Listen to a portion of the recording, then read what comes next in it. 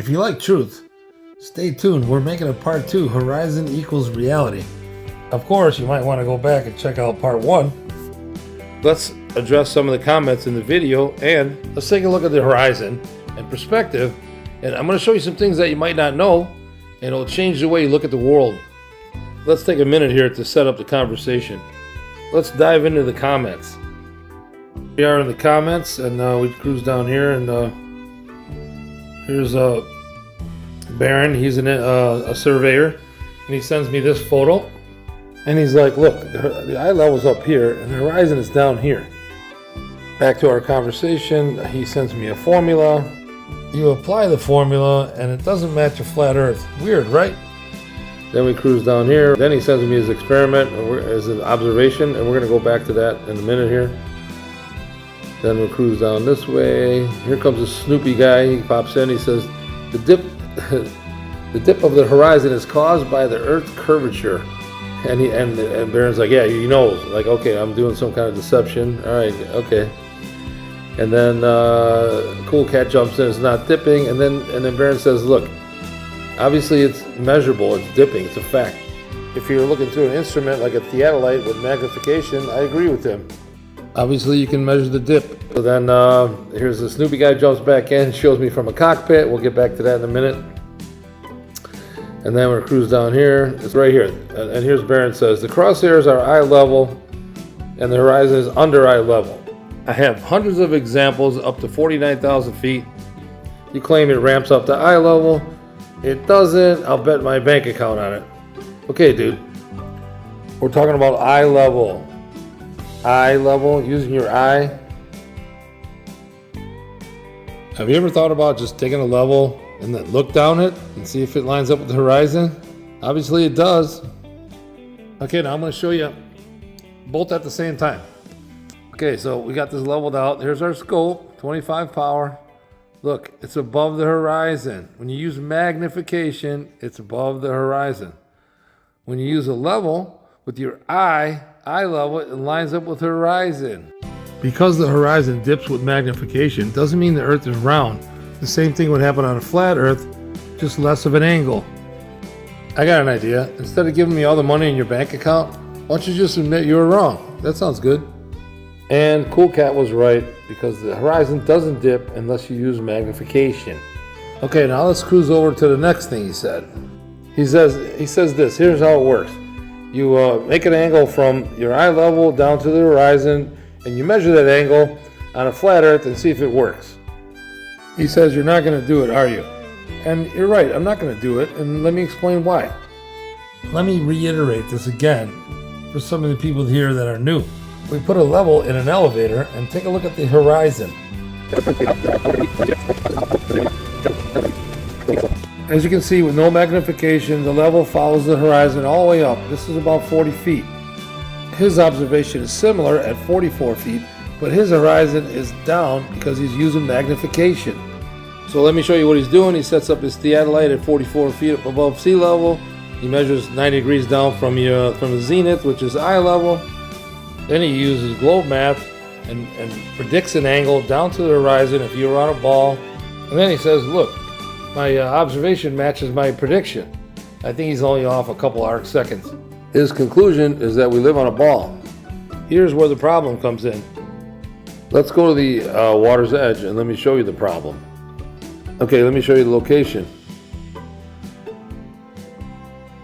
We're at the water's edge here. Here's a point that sticks out right here. And if you go out to the land out there, 8.4 miles. And you come back to this point, 3.2 miles.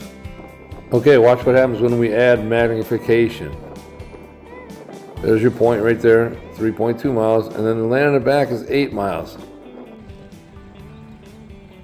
The camera is 7 feet off the water. I shouldn't be able to only see 3.2 miles. Using globe math, using magnification, I can see more than double the distance now. And it's not limited to the ground. Check out this gentleman, Jay Tolan. He zooms in way too far. According to the globe, you're only supposed to see about 230 miles. You can see Cabo San Lucas. That's almost 4 times too far. There's 40 miles of missing curvature. Obviously, magnification increases the distance to the horizon. Back to the drawing, he's using a total station, 30 times zoom. That means you're doubling the distance to the horizon. If you double the distance to the horizon using globe math, wow, look where it lines up now. It lines up right on a flat Earth. So you actually proved a flat Earth. Good job, dude. Back to the lake. The camera's only 7 feet off the water, so I should only be able to see 3.2 miles to the horizon right here. Instead, I can see almost 9 miles, which is right here. The land in the front is lower than the land in the back. The water ramps up. How does that happen on a ball? Magnification has falsified the globe model. There should be almost 20 feet of curvature missing. This is what it should look like. Also, the houses should be gone, hidden behind the Earth's curvature. But that's not what we see. Some of you are going to say, oh, it's refraction. However, when you're measuring the dip angle down to the horizon, oh, you shouldn't even worry about refraction. Obviously, measuring the dip angle is not the way to go. How about this? Use your cool total station, go down to a body of water, measure up from the water, put a grade stick at 100 yards, one at a mile, and one at 2 miles, and then measure it. The last grade stick should dip down 32 inches. You should be able to see that real easy. There's very little distortion at 2 miles, and you don't have to worry about the accuracy of the instrument. But you're not going to do that, are you? We did this observation on the ice. Take a look. We set up grade stakes the same height as the eyepiece. We put a grade stake here, a 1 mile marker here, and a 2 mile marker here. Here's our grade stake. I don't know if you can see it, but we use electronic level even with the eyepiece. We set the flags with the snowmobile. We use the odometer, 2.1 miles. We set the flags. Here's the mark on our grade stake. Here's our first flag at a mile. It lines right up with the grade stake. Here I am focused on the grade stake. You can see the 2 mile flag in the background, lines right up. Here they are, all lined up. The rear grade marker should be down 35 inches. And that didn't happen. Big problem for the globe model. I have an idea for you. Why don't you make a mathematical prediction and raise the back flag up 32 inches? This time I wouldn't bet my bank account on it though. Let's cruise back into the chat and address Mr. Snoopy. Same thing. This guy sends me a photo from the cockpit. He says, look, the horizon dips below level. Let's jump over to here. I'm in Mexico. I got my camera below the railing. See where the horizon is? Now I lift the camera above the railing. Now look where the horizon is. The horizon follows the camera. The railing is solid. The horizon is not solid. You see these buildings? They're solid objects. You see the horizon? Not a solid object. The buildings are solid. The horizon, not a solid object. It moves. Check this out. I'm in the airplane. Watch the horizon go up and down because I'm not holding the camera steady. So the guy in the cockpit is holding the camera right here to give you the illusion that the horizon is dipping. Totally pathetic. And obviously if you move the camera up here, the horizon would move up to eye level. Back to the comments. Alright, check out this photo right here. This is from J973. I mean, whenever you look into, when you start looking around Earth and for real, everything is like a rabbit hole. Well, you know, the Earth is moving. I don't feel it moving. Trust me, bro, it's moving. You know, you got your gravity, you got your bending of space-time. It's a force, but it's not a force. Dude, just because you're stupid and you don't understand it doesn't mean it's not real. This simple photo crushes all that noise. If we lived on a ball, you think the horizon would be just flat on top and it would ramp up to eye level like a roll of paper towel? The horizon would ramp down below your feet. But instead, it ramps up to eye level just like this hallway, because that's what flat surfaces do. You look at it, this is so simple. How do we interpret this as standing on a sphere with the ground curving away from you in all directions? Yeah, that makes zero sense. Okay, back to the comments in here. Now, we gotta go over this one because I get this one almost every video. First of all, let's take a look at the top right photo. Look where the camera height is on this photo. I would say somewhere around here. The camera should be up here, but they slid the photo up so it looks like it matches the other photos. How deceptive is that? Okay, so I actually found the video. I watched the deception. Now that you know, you've been this far, you know how it works, right? Okay, so it looks pretty cool, static. He's got the camera and the level all leveled out. Okay, now watch where he lifts it. Right there, he lifts it, see? He lifts the level up, but the horizon doesn't drop. And you know the horizon should drop.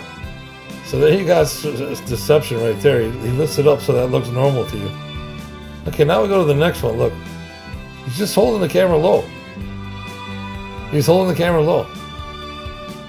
So I mean, that's just like full-on deception. He's just holding the camera low. He never lifts the camera up. And then now you're way high up, right? Look at it. He never lifts the camera up. In fact, he drops the camera right here a little bit. See? So he's just holding the camera low. What a big fat loser. This guy's a full scam artist. Check it out. I can do the same thing. Oh, look. The horizon dips. Oh, yeah, definitely. We live on a ball. Uh-oh. Earth is flat. Look, it lines right with the level. Oh, it's concave now. Look. Concave. Oh, the Earth's concave. Now it's flat. Uh-oh. Hey, Baron, you want to bust out your equipment and measure the dip? Let's just do a couple more. Seems like I get a bunch of these. Oh, you can see curvature from a plane. Okay, let's take a closer look. Let's put a line through it, and it's flat. You can't see curvature from an airplane. My friend Steve sent me this, and he's like, see the curve? I'm like, no, I don't see the curve. But I understand that your brain fills in the blanks, you know what I mean? Let's do the next one. The airplane's too huge, the scale's off. The scale's off. Yeah, the scale's off. The airplane's too big. Flurfs don't know anything about scale. Oh, duh. It's just a diagram. Of course it's not the scale. Maybe I'll just put a little dot and put some little microscopic measurements for you. I was kind of hoping in the comments somebody would bring up some math. So here we go. We're at 35,000 feet. The Earth curves away 35,000 feet. So there's 70,000 feet of drop total. So the angle at 1.2 million feet, which is globe math, is 3.34 degrees to the horizon. The plane, 737, is 12.5 feet wide. I'm about 10 feet away from the opposite window. On a 737, the window is 14 inches tall. At 10 feet away, 3.34 degree angle, the horizon should be down 7 inches. So here I am holding the camera. Looks like it's about in the middle of the window. Let's zoom in, and boom, there it is, pretty close to the middle.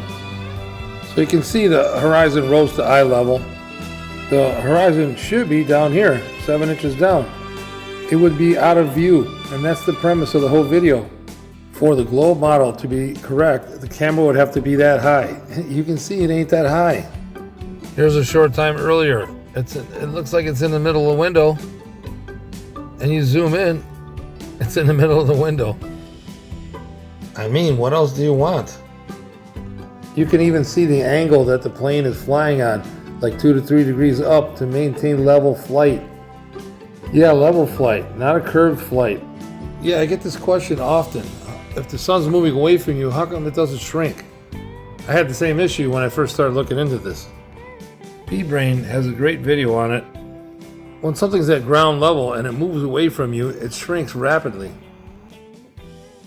However, when something is perpendicular away from you already, such as a celestial body like the sun, it's already shrunk down, it's already smaller. Now when it moves away from you, the size doesn't change much. Furthermore, when the sun sets, sometimes the atmosphere magnifies it. Notice the ping pong ball in the background is a lot smaller. It's straight out in front of you, but watch what happens when you raise the camera, when you change the angle. You can see the size difference is not that much different now. So check this out. My friend Angel of Light from Australia, he made this video in the summertime. Now watch, this is a time lapse of the sun with the filter. Now, check this out. I think it's only like an hour or two time lapse. You can see the size changes. So it totally makes sense. Well, thank you for watching my video. I hope you guys enjoyed it. Hope you learned something new. And The horizon equals reality.